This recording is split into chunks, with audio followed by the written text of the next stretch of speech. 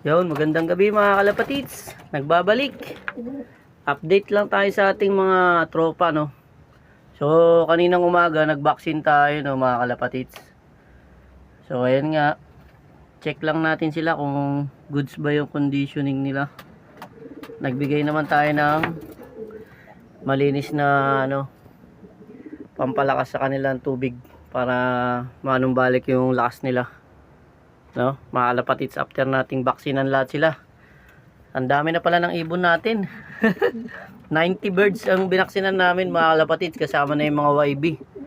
Pati yung mga waliliit na YB. Lahat-lahat na. Breeder, flyer, YB, lahat.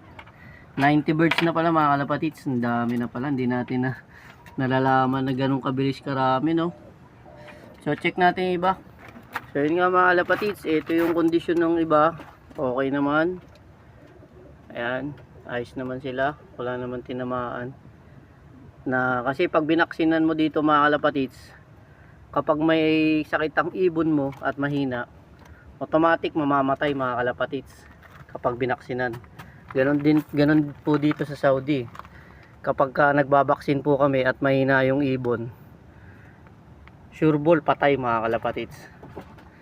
Check natin yung iba. So ito yung mga breeder, binaksinan na rin natin, pati itong mga YB tsaka yan, okay naman sila, ayos naman, goods naman mga kalapatids. Yung mga stock bird natin na flyer muna, ayun, goods naman sila. Ayan, wala naman sintomas na nanghihina, okay naman, goods.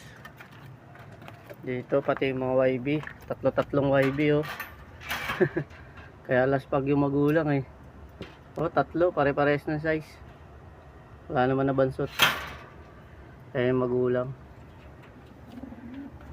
Yan, dito rin okay naman sila, pati yung YB. Tsaka dito okay naman din, may isang YB, okay naman yung magulang. Eto ganun din, breeder, ayos naman. Ito, tatlo rin YB, okay naman sila. Ayun, meron tayong isang patay. Ayan namatay mga kalapatids. Siya yung namatay sa lahat ng ibon.